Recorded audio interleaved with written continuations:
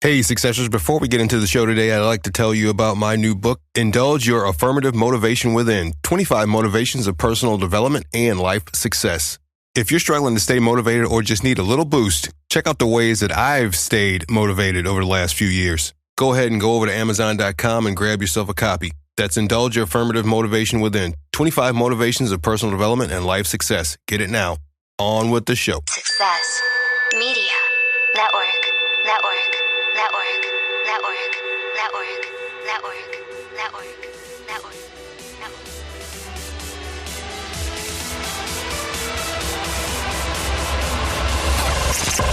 This is your show. Good day, Successors. I'm Antonio Holman, and welcome to the 4 Principles of Success, number 71, where I chat with successful people and entrepreneurs about how they enhance their businesses and lives in the areas of knowledge, health, wealth, and spirituality. And if you want to learn how I've stayed motivated throughout the years, check out my new book, Indulge Your Affirmative Motivation Within, 25 Motivations of Personal Development and Life Success, now on Amazon. Today we're talking to Clayton John Ainger. Clayton is located in Bristol, UK, and is a highly sought-after creative entrepreneur, international speaker, consultant, psychic medium, spiritual teacher, and coach, and the 6-time award-winning author of The Ego's Code, the book that helps you understand the truth behind your negativity. After receiving clear, detailed guidance during a meditation at Stonehenge, Clayton found that there is a pattern to our negativity, which he calls the Ego's Code, and he discovered a way to decipher it, clear out negativity, remove unhelpful habits, change old belief patterns, and restore the soul so that you can live your truth in a life of fun, play, happiness, and fulfillment. Clayton, are you ready to help our listeners prepare for success? I am. I'm excited to be here. Thank you for having me on your show. Excellent. Glad you're here today. Clayton, aside from your very busy business world, how about you give us a little bit of insight into your personal life? Yeah, absolutely. Well, I'm married to a beautiful lady called Lindsay, and we have a beautiful daughter called Isabel, who's 14. We run a successful training and consultancy business here in the UK, and people often say to me, what fulfills you, and have I experienced fulfillment? And I said, yeah, it's 7 p.m. on a Sunday night after my when I run one of my events, and literally every cell in my body just fills up. Outside of my events, I'm a first-degree black belt in Taekwondo. I'm just starting working with a great health coach called Lazo Freeman here in the UK, who's just going to help me to transform my body even more. So I'm really, really excited about spending some time with him and working with him. I love to read personal development books, but I also love to read thrillers and watch really, really great movies that shock me and excite me and make me cry every now and again. So yeah, I love to hang out with my family.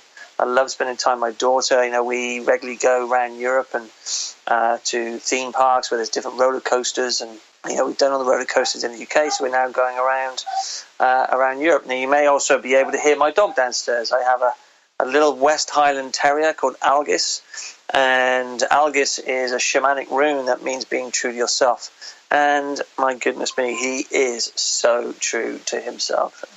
But we love him, and we're loving the terrier out of him, so to speak. So it's a little bit about me. Thank you for asking that. That's awesome.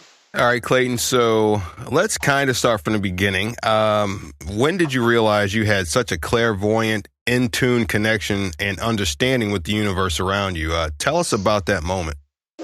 Okay, so my first recollection of it, my first conscious recollection of it, was when I was 7. But it scared me. I didn't know what was going on. I remember being visited by spirit, and different guides would come in and talk to me, and I was scared of it. I didn't know what it was. So I made a conscious choice, as much as you can as a 7-year-old, to close that down, and then went on to live a sort of a 3D human experience for a number of years. And then it was in my late 20s, early 30s, when so much change happened in my life. I decided I needed to step up and step out into the world, and what I find is that the more congruent we become in life, then things that are in your life that are not congruent then start to crumble away. And so there were a number of things that crumbled away for me at this particular point. So my marriage broke down. I piled on loads of weight. I had so much debt. And I was denying my spirituality at that point. And I thought there's got to be more to this. And so I then started to immerse myself in the divine, and I started to meditate. I started to reconnect with my psychic abilities. I started to read for people privately, and it was when I met my wife Lindsay that she encouraged me to go out into the world and to share. And so now I read for people all over the world, and it's such a pleasure and a gift to be able to work with them, and the amount of trust they give me to connect with their energy and their higher self, to give them the guidance that maybe they're not seeing, and to be able to support people in loving themselves and loving their life through my events, and in the spiritual coaching and mentoring that I do for people. It's an absolute joy, and it just fills me up in every cell of my body, and also at the same time taking the same gifts into the corporate space and helping big companies to understand their own ego's code, where negativity is disrupting and dismantling teams and taking people off of targets, and how to get them realigned. And that's a spiritual partly a spiritual approach that I adopt with them as well. So it's always been there, but I would say it really kicked in when I was about 28, 29, and I've been actively working with it since. And and we're always connected to the divine. We're always in creation through the divine. And even if sometimes people say, well, I don't have time to stop. I've just got to keep going. I've got to keep going, because there's a fear that if I stop, then I'll lose momentum. But actually, what people don't realize is the divine is already keeping up the momentum in terms of the creation of our goals. And when we stop and we replenish ourselves from a human perspective, and we nurture ourselves, then what happens is when we start back up again, we don't start where we stopped. We actually start where the divine is within us. So it's been an exciting journey. It continues to be an exciting journey. As I challenge myself more as I come into 2018. And this year for me is all about self-love and self-care and congruence. And I'm writing another book at the moment, and that's around a similar theme. And as soon as I cross the threshold of 2018 with that goal and that intention, wow, the divine is pushing me and challenging me and stretching me and opening my eyes, and and really getting me to work with the intuitive self within. So it's a pleasure, it's a challenge, and it's a joy, and it's painful and it's exciting, and takes a lot of courage, but I love it. I absolutely love it in every way. Now, when you found out you had these gifts, how did your friends and family react? Were they scared? I'm really curious about that. That's a really, really great question. That's a great question. Close friends, no, not at all. They just said, it's no surprise. They always say you've always been a bit spooky, or some friends had even called me a wizard. And, I remember I was at a family party with the Aingers. And I think we were at a wedding celebration of my uncle and his new wife, and all the male Aingers were there. And I was chatting to some of my uncles, and they said, "Oh yeah, we've all had that ability." And it's interesting; it ran down the male side of the family, and I had no idea. And and then I have a daughter, and my daughter is equally psychic when she chooses to be. But there is a story. I remember years ago when I first started dating my wife, and we were talking about psychic abilities and what all that meant, and she had a friend come over, and her friend was in the kitchen, and we'd literally just been hugging and saying hi, nice to meet you, and all this kind of thing, and Lindsay said to her friend, guess what? And I said, no. Don't say anything. She's not ready. They're not going to like it. Anyway, before she could do anything, the words were out of her mouth, or Clayton's a psychic medium, and she literally moved from just hugging me and being stood next to me to the other side of the kitchen. And I said, it's okay. I said, I can't connect in without your permission, and you've not crossed my palm with silver, so you're all good, don't worry. And so we had a bit of a laugh about that. But all of my corporate clients now know, because it's in my book, and I often read for a number of CEOs and big businesses around the world. So there's no longer a fear there, because I think one of the things I do very, very well is I show people how to take spirituality and work with spirit from a grounded human perspective. When I do my talks and my events, and I get permission from my audience to go into I call it funky foo-foo wah-wah, and they love it. They absolutely love it, and they get it. But I've taken them on a journey to get that permission. And when I work with private clients and corporate clients, I always get permission before I go there, and I assess it and say, okay, are these guys open to it? And if they're not open to it directly, I'll often come in through the back door, and we'll open up in different ways. So it's a joy. For me personally, it is part of who I am, and people embrace it. And it's almost I've got a bit of an attitude, really. Love me, hate me, I don't care. This is who I am. I'm here to serve, to help you to be the best that you can be, and love you and love your life, and to take care of you and to love you. And when you work with me, I'll push you, I'll stretch you, I challenge you, and sometimes it's uncomfortable for people, and sometimes it's an absolute joy for people, but they get the results that they want. So and when I read for people love the readings, because they always get specific actions to take. So at the end of every reading, the last 15 minutes is always a rune reading. And so the purpose of reading the runes is so that people have earth plane actions to take, so rather than just take an action for action's sake, they actually get to take specifically divinely guided action that's aligned to their higher self and their purpose and their story. And I was talking and working with a lady the other day, and she said, I just looked back over my 3 readings over the last 9 months and how my life has changed. And and she said, for the better. And I said, thanks for clarification. We had a bit of a laugh about that. And she said, I'm just in awe. And I said, well, you did the work. You came on the reading, you surrendered, you took the action, you did the work, and now you're getting the results in your life, completely aligned to what came out of the reading. And when that happens, she's living in joy, and I have emails every day from people about that, very, very similar thing. You believe that everyone has the power to be psychic. Can you explain that and tell us what the steps are to achieve such an ability? Okay. So let's break this down into a little bit of quantum physics.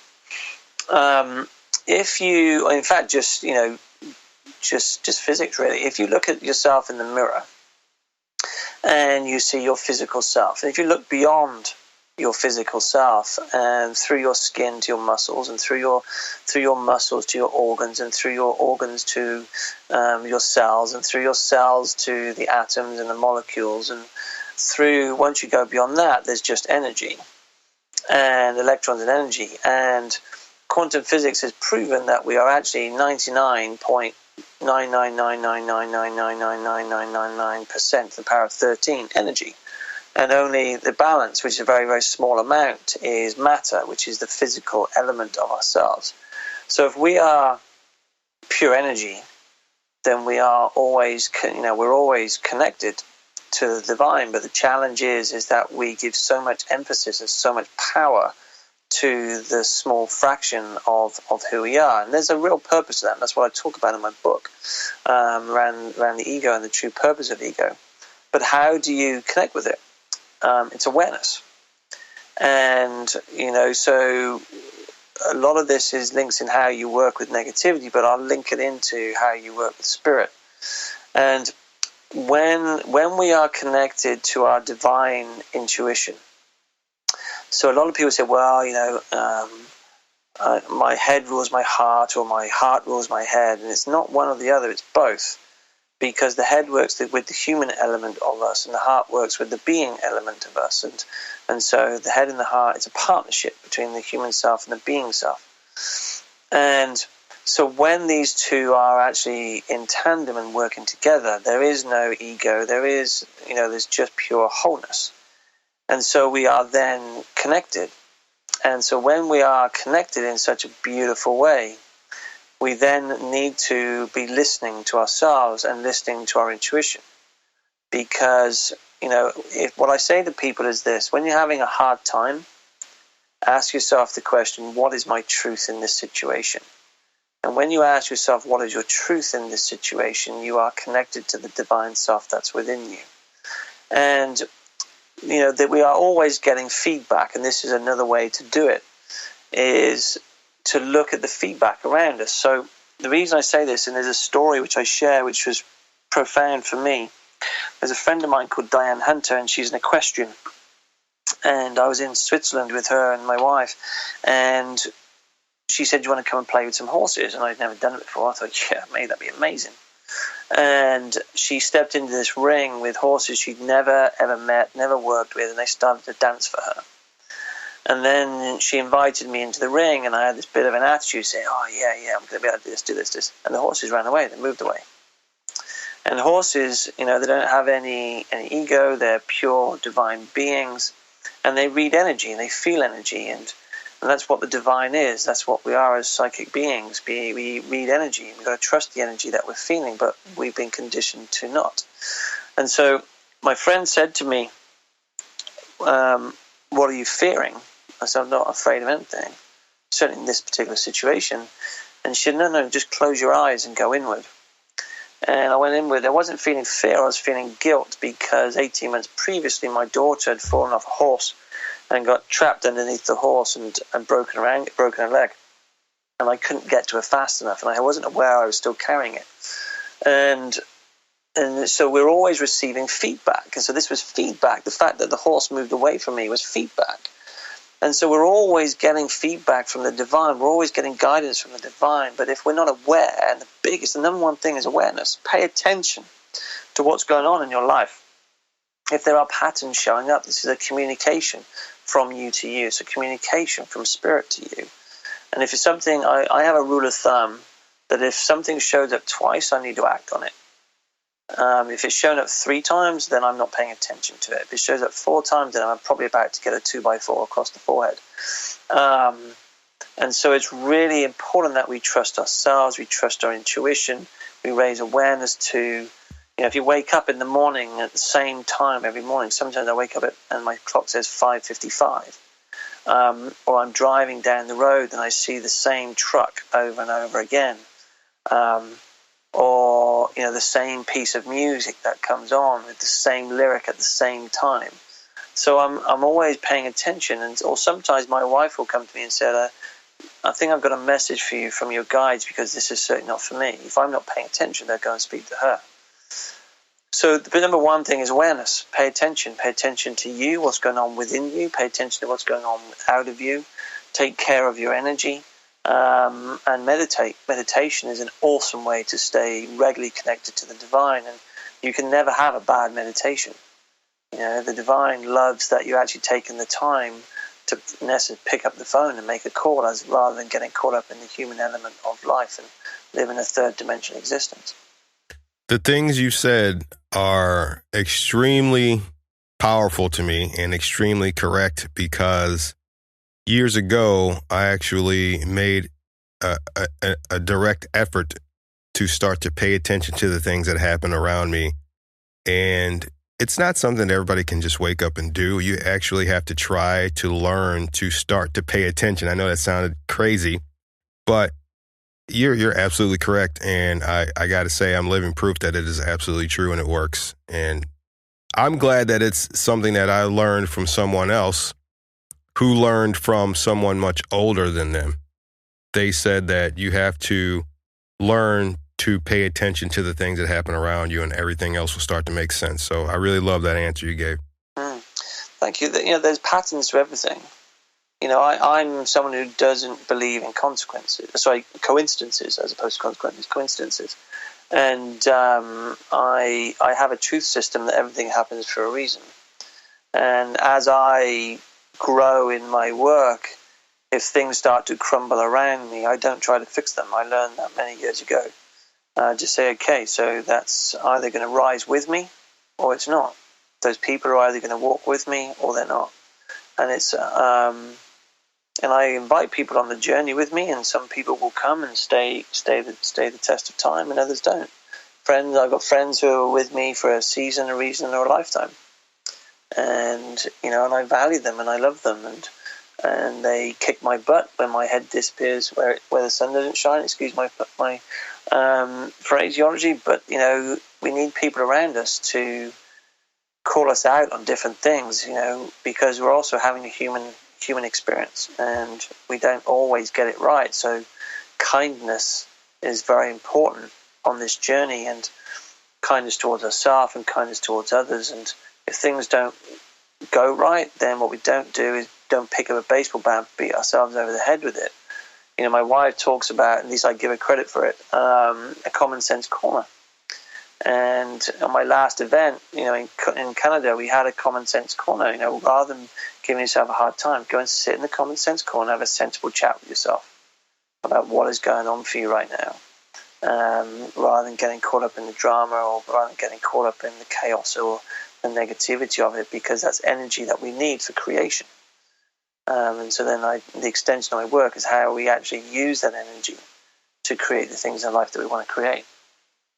What do you say about the people who are in your life for a while and then they leave for whatever reason, whatever they feel that their inner needs are, and that kind of plays into what you just said, for being in someone's life for a season or a reason?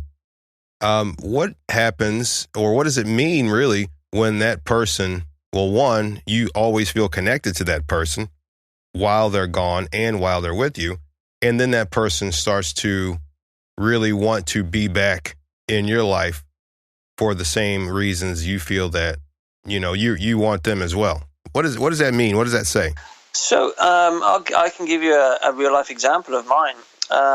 So I train as an accountant and tax consultant, and I specialize in mergers and acquisitions, and I worked for Deloitte many years ago, and it was 8 years of study. And it was a very third-dimensional type of existence. I'm not someone who likes rules. I challenge the status quo, but yet I immerse myself in the largest rules-based tax legislation in the world. And it was very painful. But it happened for a reason. But when I made a choice to leave the profession, and a very, very close friend of mine at the time was not aligned to my decision. He just said, I just think you're crazy. You're going to go out into the world as a psychic medium, as a speaker, as a trainer. Who do you think you are? And I said, well, this sounds like this is all your fears that are coming up. And I said, I'm happy to talk to you about them. I said, but I'm not experiencing those. I have some of my own fears because it's a big risk to take. And it's been a journey, and it continues to be a journey.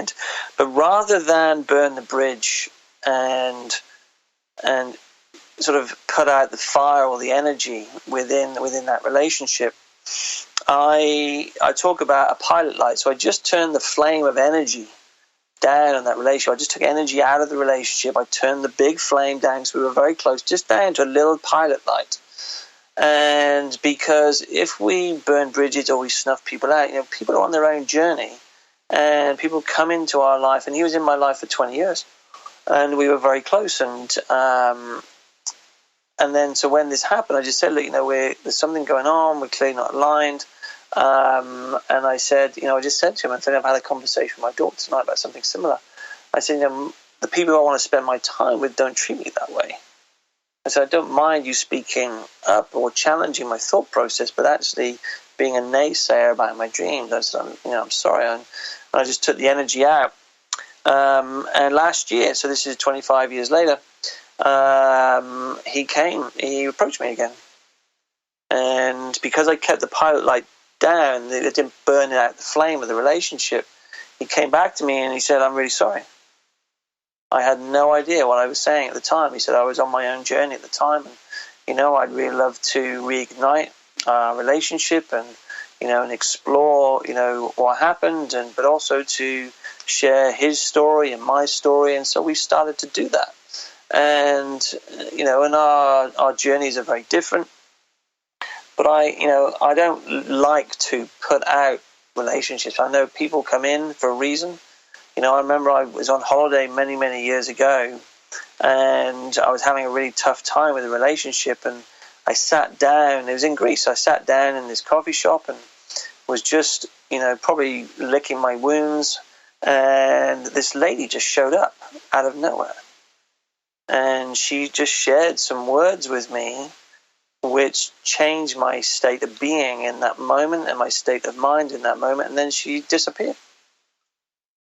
And often these kinds of things can happen to people. So sometimes it's painful. It's like when relationships come to an end. I was talking with somebody the other day, and a relationship was coming to an end for them, and they were experiencing. They said it was a really lovely ending, and then when they parted ways, then that's when the mourning and the grieving took place. And I said it's really important to grieve the relationship, especially romantic relationships or very close personal relationships. And she said, yeah, I was reading a book and it was called The Death of a Dream. And when relationships break down, it becomes the death of a dream. And it really struck me in the heart around that. And I thought it was just a really powerful statement and concept and around relationships. But sometimes relationships do come to an end, but my desired approach is to allow the person to have their journey, allow me to have my journey. I always invite them to come on the journey with me, but if they don't want to do that, then that's okay. That's their choice. And when I make decisions for my highest good, in the knowledge that if I make a decision for my highest good, which is sometimes very difficult, I'm making a decision for somebody else's highest good. I love this. This is very powerful to me. This is great. You wrote the book, The Ego's Code. Tell us what inspired you to write it, and how does the title come into play with the book's concept? Okay, so The Ego's Code. As I look back over my life, there have been many. I've been depressed twice. In one of my 20s, one of my 30s, I have experienced extreme bouts of negativity. And, to the point of extreme sabotage of businesses, of relationships, of health, of spirituality, of finances. Pretty much every area of my life I've built up, brought down. And I've done that to myself, and I wanted to understand why I did that. So about 10 years ago, my wife was in the US on business, and I was in bed at home, and it was raining outside, and I got poked by my guides, and they said, come on, you got to get up, you got to go to Stonehenge. I said, what, really? No, it's raining, no. I said, no, come on, you got to get up.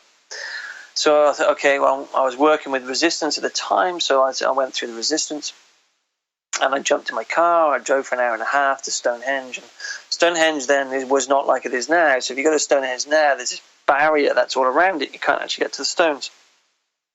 But then when back then, my vivid memories of, sitting on a bench right next to the stones, and I went into a meditation, and I just got there. I started to trance out, and I thought, okay, I need to sit down, and went to meditation, and this portal opened up in front, and I got sucked through this portal in meditation, and I was surrounded by druids and masters, and they gave me 3 words, the ego teacher.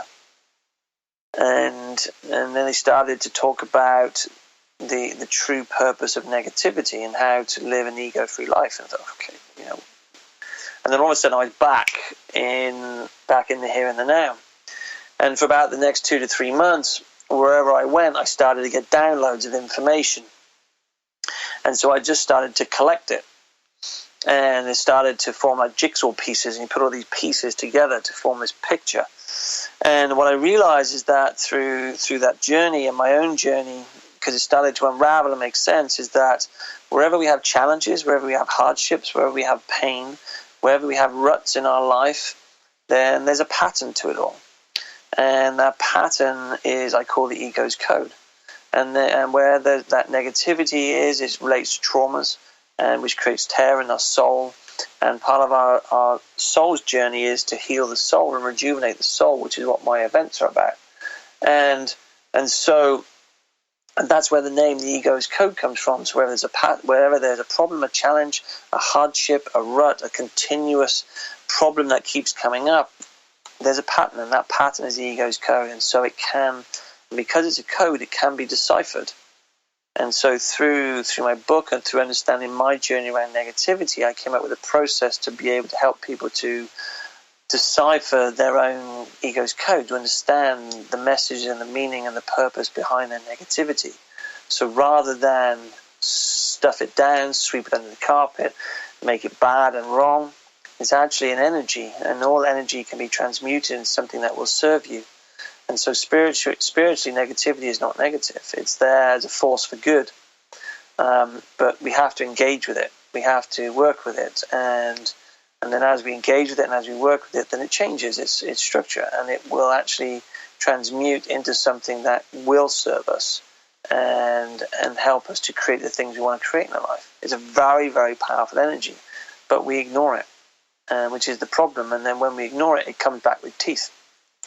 And I call that the ego's playground. So when we ignore the patterns and we don't pay attention to ourselves, and we're talking about awareness earlier, when we don't have any of that, then the divine and the ego go, right, okay, there's something you need to learn here. So we're going to push you and stretch you and poke you, and you want to enter the ego's playground? Fair enough, let's go. We're going to have some big learning. And it can feel like a tornado that comes through your life. And I do a lot of work with power animals and animal spirits, and I'm finding these days that the hyena comes in that represents somebody's ego's code, because the hyena is like the maniac that will come in when things appear to be content and things appear to be calm, and we're just settling the things, and it just starts to shake things up and turn things upside down.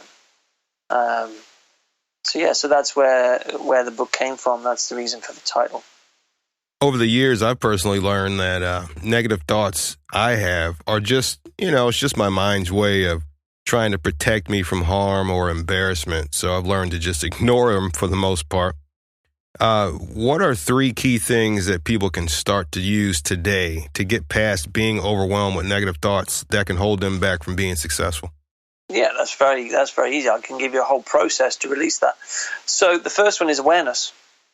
So whenever you experience negativity, what's actually happening is you're being triggered back to the past. So negativity is an echo and whisper from the past. And so whenever you experience it, you're literally going back to the past, and you're reliving the past in the here and the now. So if you're in the past, you're not present. And if you're not present in your life, you can't create your dreams, you can't have engaging, intimate relationships, because you're reliving the past over and over and over and over again. And so when you have awareness, that awareness creates presence, and it literally drags you from the past back into the here and the now. But if you then don't engage with it, engage with the negativity, then you get triggered back to the past.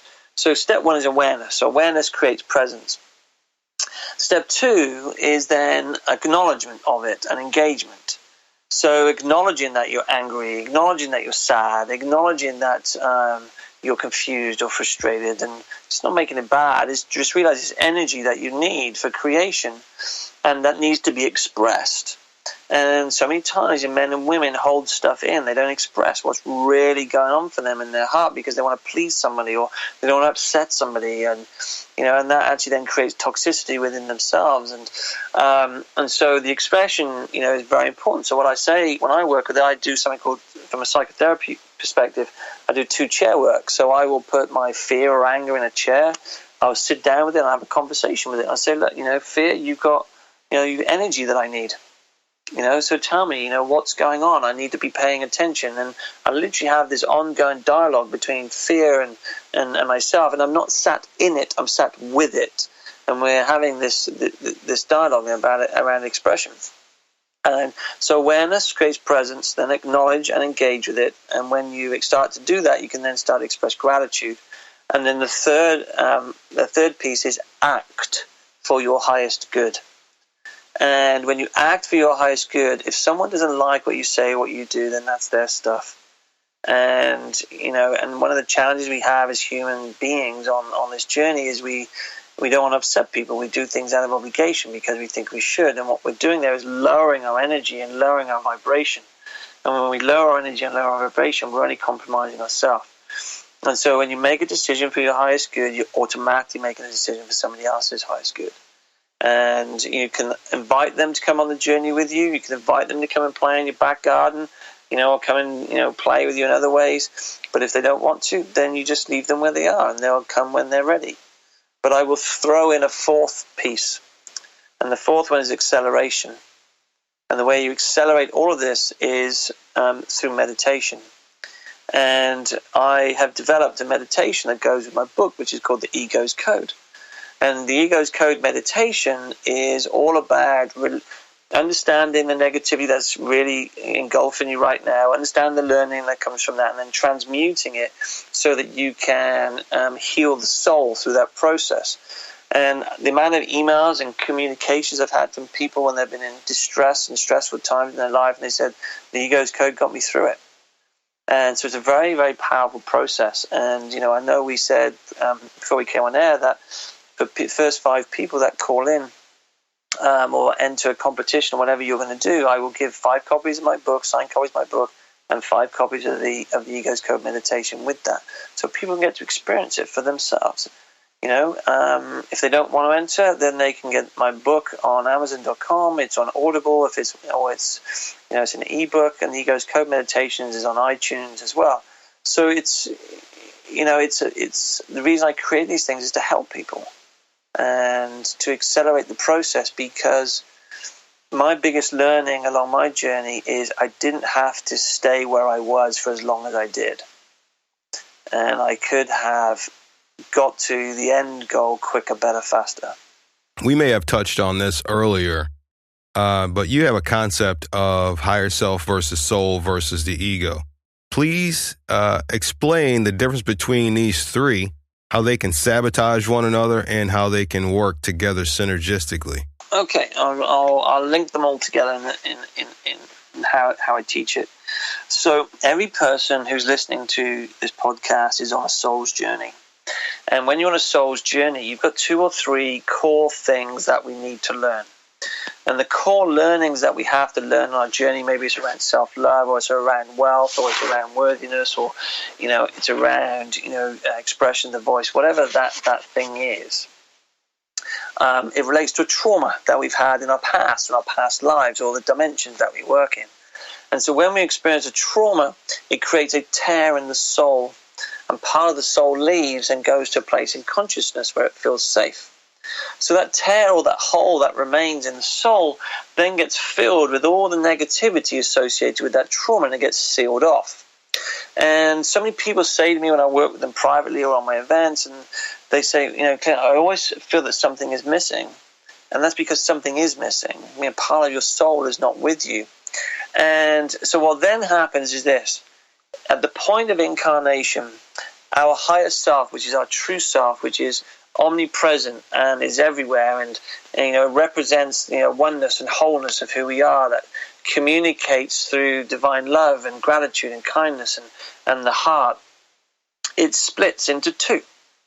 And 99% of it remains the higher self, and the other 1% of it, keeping the numbers clean, is created into the ego self. And so the ego and the higher self is one and the same thing. And this is sometimes quite difficult for people to grasp, because so many people make the ego bad and wrong. The purpose of the ego, yes, is to keep you safe, but it's also so that you can learn. And so what happens with this negativity from the tear in the soul, it gets programmed into the ego. And then the ego acts like a beacon. It sends out a signal into the universe or the quantum field or the divine spiritual system, whatever label you want to call it. And it attracts to you situations, circumstances, and people so that you can learn.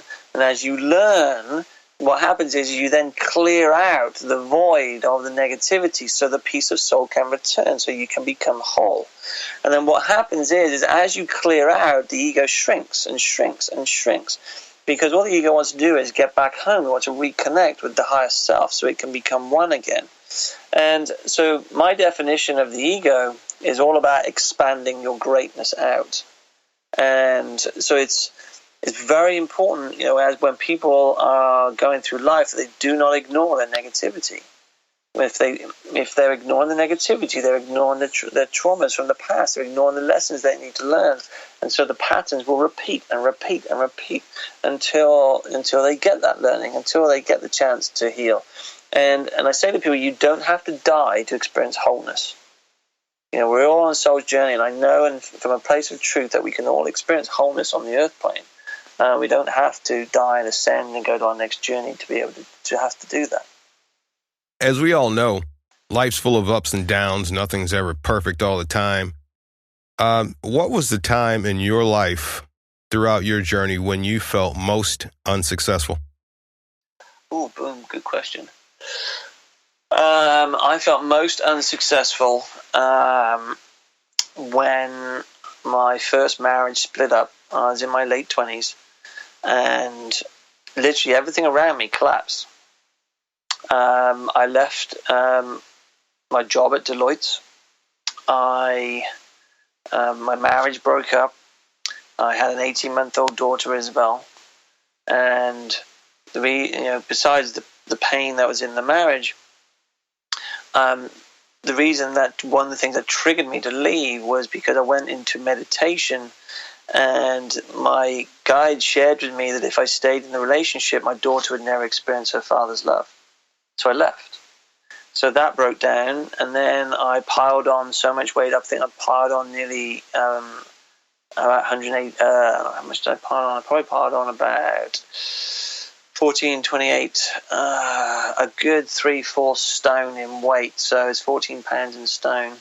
So it's 28, about 50 pounds, 60 pounds in weight.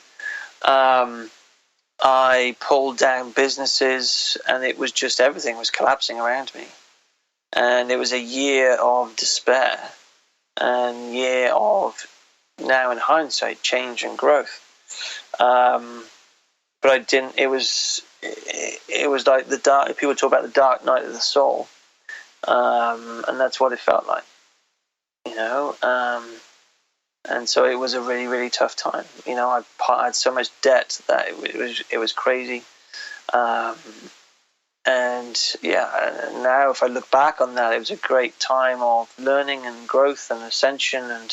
But at the time when I was in it, it was painful, and it almost destroyed me. But I'm glad it didn't. It's a shame that we have to go through such negative and tragic things to learn so much, but that's just the way it is to be human, I guess. Yeah, I think that one of the things I'm learning more and more and more these days, as my team and my community changes, is that we can evolve through love, or we can evolve through pain, and we can evolve through joy, or we can evolve through disruption and chaos.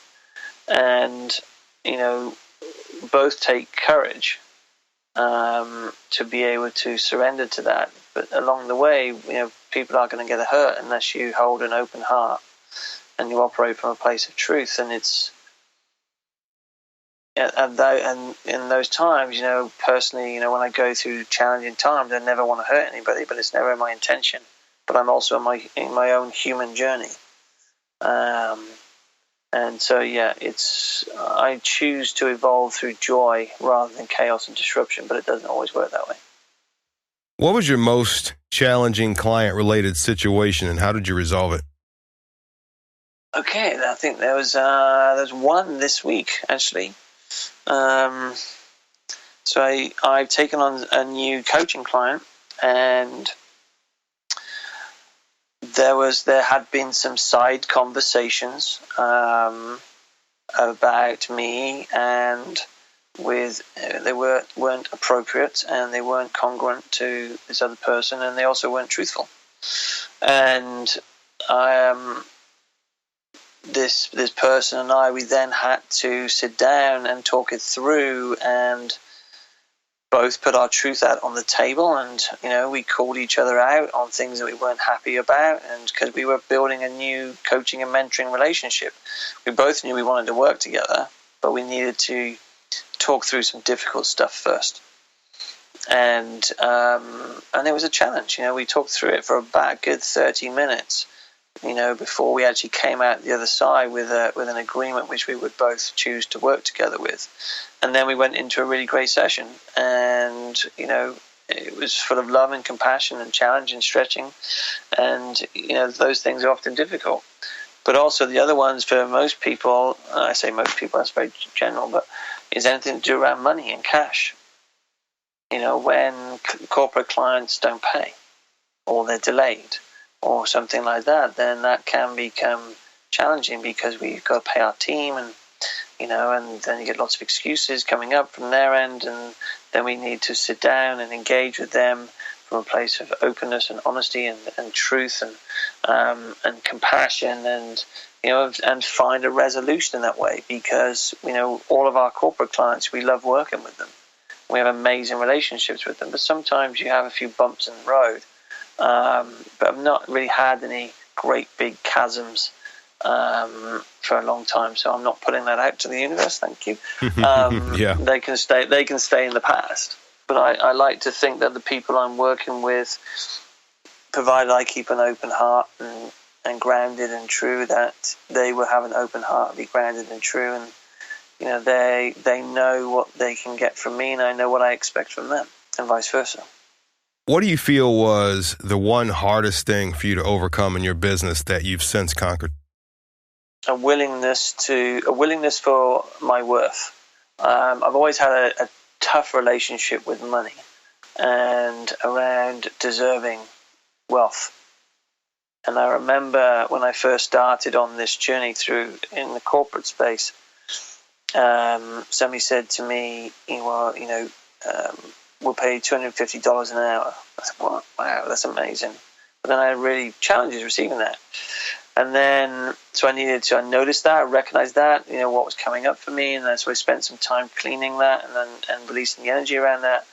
And then I put my fee up to $500. And when I put my fee up to $500, I experienced extreme fear, extreme doubt, extreme other worth issues that were coming up.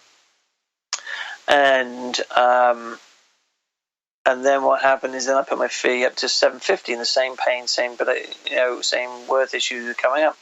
And it happened all the way along, 1,000, 2,000, 3,000, to the point now I don't experience that. But there's, that's been my biggest challenge about accepting my worth and my value. And as I value myself more, then I find that my clients do as well. What one thing in your business are you currently struggling to overcome? Time. Trying. I know time doesn't exist, but there's only one of me. We have a phrase in our house called shoehorning, and where I try to shoehorn everything in. I love to please all the people all the time. I love to take care of my clients. I aim to go over and above, and there is not enough third dimensional time in the day to be able to take care of everybody in the way that I would do. And what happens with that is that causes consequences and problems with my relationships with my wife and my daughter, because I'm not around, I'm not available, and then that creates distance, and then that creates other problems.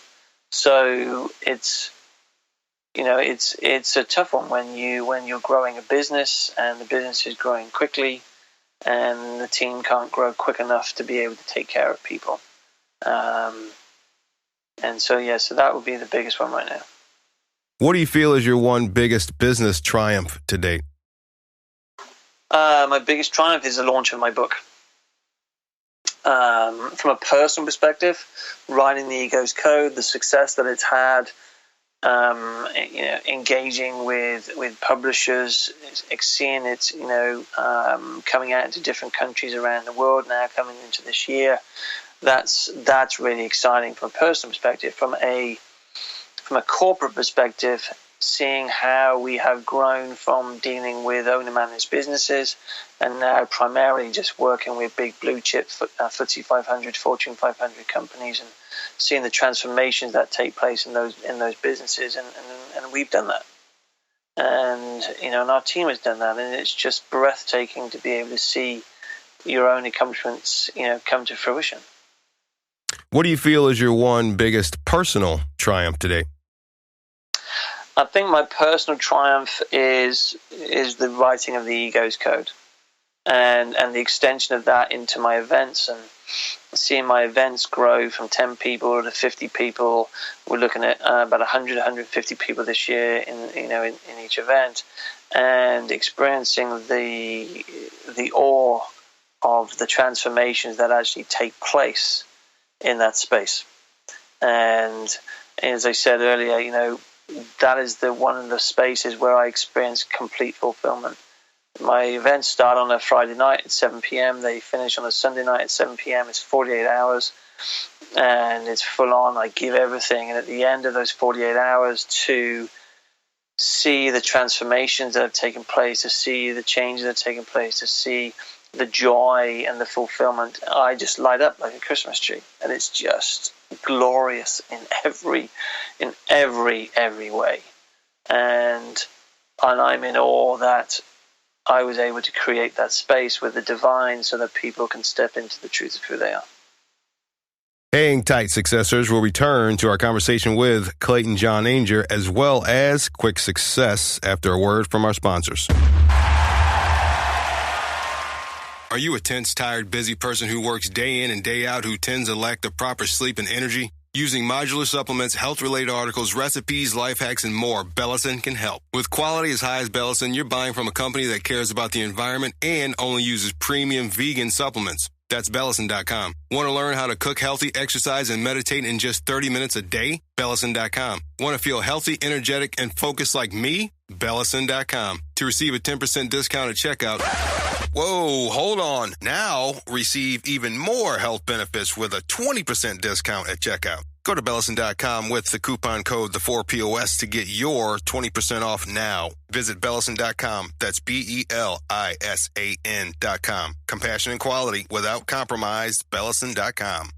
Are you tired of trying every new diet fad? Sick of the pills, shakes, and vibrating belts? Are you just sick and tired of being sick and tired? Linda Lavender knows exactly how you feel. That's why she created Eat to Live to Love. Eat to Live to Love is a personalized mentoring program 100% unique to you. With 24/7 support, learn to shop smart, save money, eat clean, and find your purpose using the tools and resources you need to achieve real weight loss and transformative healing without ever having to buy another gimmicky fat-sucking wrap or magic protein shake. Eat to Live to Love has been the driving force behind people across the United States to not only change their lives, but to actually take back control. Find out how health coach Linda Lavender can help you become your own hero and transform your life at eattolivetolove.com or call 1-888-440-9795 for a free initial consultation. Stop just dreaming about success and make it happen with Eat to Live to Love. Visit eattolivetolove.com now. That's eat, the number 2, live, the number 2, love.com. Eat to Live to Love. Healing, weight loss, and fitness.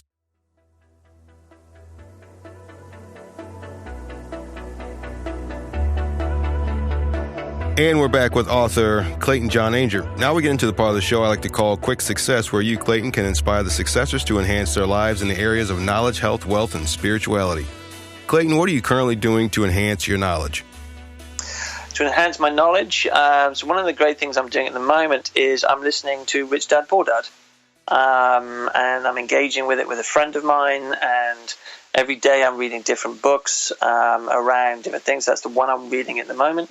So anything around neuroscience, psychology, psychotherapy.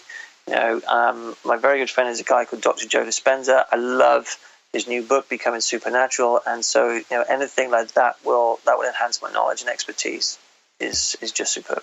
What are you currently doing to enhance your health? Enhancing my health. This is the big one for me right now. I'm working with a master in health and fitness called Lazo Freeman here in the UK.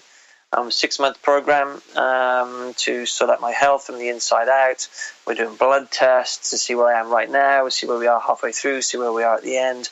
Really rigorous exercise program, and it's fun, and I'm absolutely loving it. What are you currently doing to enhance your wealth?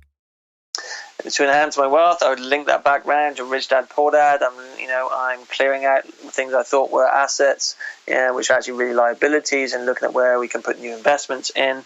Meditating every day on creating wealth using Dr. Joe Dispenza's Potentials meditation, and miracles are showing up every day. So, for example, we have $40,000 just come in, immediately after meditation finished the other day. So we're working with the divine, we're working with our clients, to create magic. What are you currently doing to enhance your spirituality? Enhance my spirituality? Well, yesterday, as an example, in fact, overnight, last night, I was at a shamanic ceremony meditation here in the UK, which pushed me, stretched me, cleansed me from the inside out. I regularly attend Dr. Joe Dispenza's events. He's a great master teacher, and he's also one of the most congruent teachers there is, and I'm a member of his leadership team, which is just a pleasure. I meditate every single day. First thing I do in the morning, and I get up and I take care of my state of being. So those are the three things I'm doing right now. Are there any modern technologies or apps that you use to help you achieve success? In terms of apps, that's a really, really great question. Not really. Other than I have a few meditation apps that are on there. I do have a water app for health, which pings every now and again. Make sure I'm drinking plenty of water throughout the day, because I can just keep going without drinking water. And I also have an app called Breathe, funny enough, because as human beings we get so caught up that we often forget to breathe. So I have these apps to make sure I drink plenty of water, and I continually breathe and ground and center myself as I go through the day. What new thing, book, activity, technology, or skill are you really excited to learn and dive into? That's a good question. So I am really loving Dr. Joe's Becoming Supernatural, his new book. It's fantastic. I'm excited to dive into my new book, which is I Am Worthy, A Journey to Self-Love and Self-Acceptance. That's an absolute thrill. So those would probably be the two main things that I'm excited about. Also, I'm bringing out a new event this year, which is about aligning to the soul. So people move through, soul healing and soul rejuvenation to aligning the soul, and then there'll be a new event in 2019 called Beyond Your Soul, Working Beyond Your Soul. So it's a beautiful, beautiful journey that I'm excited about right now. And Successors, Clayton has a special offer. He is offering the first 5 people to subscribe to the 4POS newsletter at the4pos.com/Clayton John. You will receive a signed copy of his book and a free copy of the accompanying meditation. Clayton, how can our listeners connect with you? Thank you. I love that you've asked me that. So people can go to my website, ClaytonJohnAinger.com, join our community. There's free meditations, which I give away. There's a newsletter every month. There's a new newsletter that's coming out, actually. There's also lots of free goodies that I do and my team do. You can follow me on Twitter. That would be amazing as well. I'm on Facebook. I'm on Instagram. And as I said earlier, if people want to get a copy of my book, it's on Amazon.com. In paperback, in ebook, it's also available in audio, and I've recorded the recording on audio. And there's the Ego's Code meditation, which people can get. And if they go to my website, people can also get a free meditation, which is called the Power Animal Meditation, which is where you get to meet your animal spirits that are working with you. Finally, Clayton, what's your definition of success? My definition of success. Well, there is a great quote by a lady called Brenda Ueland that says, everybody is talented, original, and has something important to say. Everybody has a story to tell, and it's really important that we get out and share it. And when we're sharing our story and we're sharing the truth of who we are, then we will be successful. Successors, I hope you've enjoyed my conversation with Clayton John Ainger. Please check out more successful free content like this at the4pos.com. Subscribe to the 4POS newsletter, then rate and review the show wherever you find your podcast. Thanks for listening, and prepare for success.